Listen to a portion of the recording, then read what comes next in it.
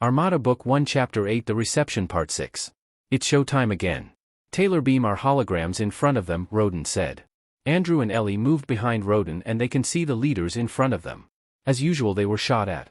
When the shooting stopped, Roden started his pitch with his knowing about the assassination but has forgiven them. Then he told the leaders about how many people the Marantais have brought with them and their plans to dominate one planet first, then expand to the other planets one by one. He told them about the strength of the Marinti Armada that they can actually see from their cities. And he tells them that these ships are regularly firing at their communications and industrial centers, systematically removing all forms of communications and logistics support. One of the implanted Furlit leader asks, "What do you propose?" "I can remove all of them in less than a day to an island. You will see them leave from the island back to their homeworld in a few days without any Furlit getting hurt again." The Furlit leader speaks out. "We do not trust that you can do as you say, in less than a day? That's impossible. And we do not want your help. The Inkees do not have the power. We can get rid of the alien invaders ourselves. How can you? You cannot even defend your cities. You meet in this bunker deep underground while your people are exposed outside and deal with the terror raining from the skies. Do you know what is happening to your people in the Marinti garrisons? Here, look." Taylor produced several floating holograms of scenes in the garrisons. They could see Furlits being beaten, one scene shows Furlits being executed, one shows some Furlits were being herded into a room and then killed. The one scene shows bodies of dead Furlits piled on top of each other.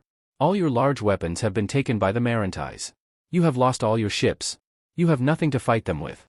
I will give you until tomorrow to decide. Oh, and believe me, we are much more powerful than you can imagine. One of the implanted Inkees, who is the second in command for all their military forces, stood up and asked for a vote because he believes the military have no more capacity to remove the alien invaders.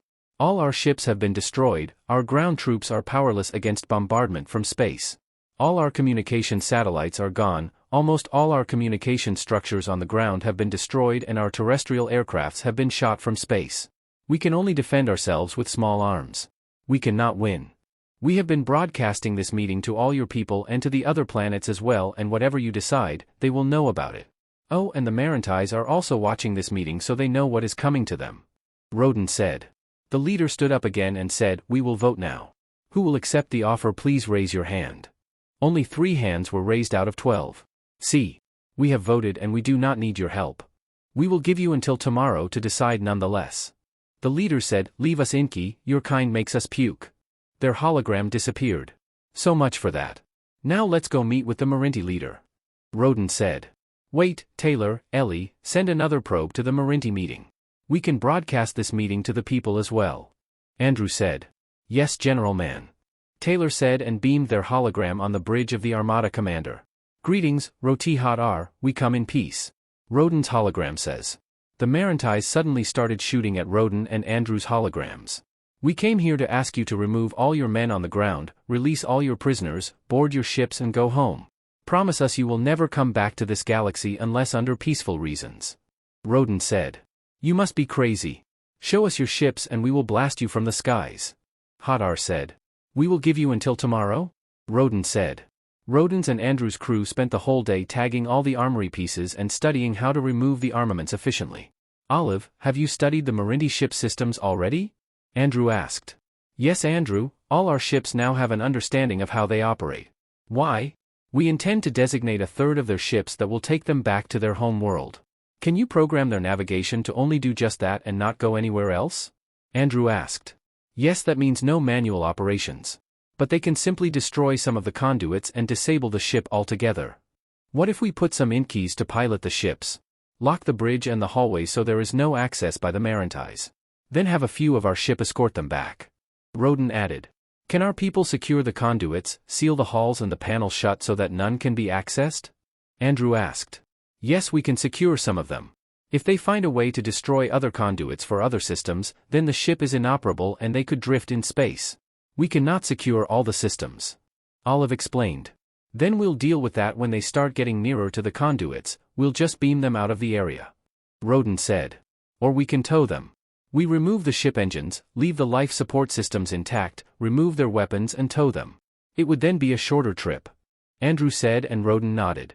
The next day Andrew and Roden went back to the Furlit Council and, "Please tell us that you have decided to seek our help," Roden's hologram asked.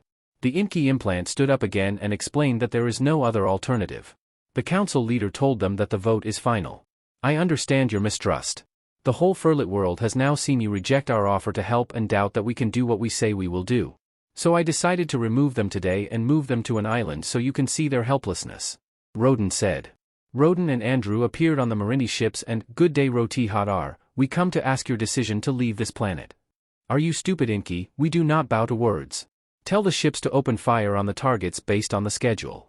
Hadar said. "I will ask again, please reconsider." Roden said. Then the Marinti ships opened fire. And with that all of Roden's and Andrew's ships got busy transporting the Marintis to the island. In 2 minutes, the Marintis in the ships were all on the island piled up on top of each other. Some were beamed mid-air and dropped. Some were beamed near the beaches and dropped to the water. Within 2 hours all the Marintis in the capital planet were removed and beamed into the island.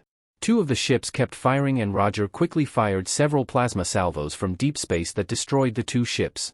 "Thanks Roger. That was quick." Roden said. "Olive, are all of these being broadcasted?" Andrew asked. "Yes, even the pile-up and swimming at the island." Taylor focused the broadcast on the helplessness of the Marintis on the island. Roden said. "Do they know how to swim?" Andrew asked. "Swimming is a requirement in the Marinti military schools, but they cannot possibly swim out of the island." Taylor, "Make sure all the ships are empty before we board." Roden said. Roden and Andrew's hologram appeared on the island in front of the Marinti leaders. "We ask again. If you agree to leave, we will transport you to your ship and send you home, otherwise you will stay here without food." As expected, the Marintis rejected their offer. The Armada spent 2 days de-arming the ships. Meanwhile, the Marintis on the islands look helpless without food and shelter. The Furlets realized the threat is gone and started to move out. The Inky implants started a campaign for re-election of the council who bungled the invasion. The people were quick to turn their anger at their leaders with the help of implanted instigators. 2 of the council members have been killed. The council leader and his council were incommunicado in his bunker. Unknown to the leaders, they were being broadcasted and all their conversations were recorded. What the people saw were leaders trying to plan to keep themselves in power without regard to the problems the people faced. There were small armed planes that started strafing the Marinti Islands, and the Armada let them have one run and promptly beamed them out of the area.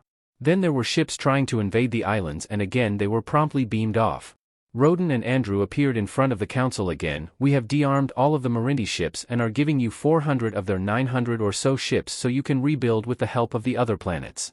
We would like to offer Inky help to rebuild your industries and your homes." The council leader said, "We do not want the enemy ships. We can rebuild ourselves.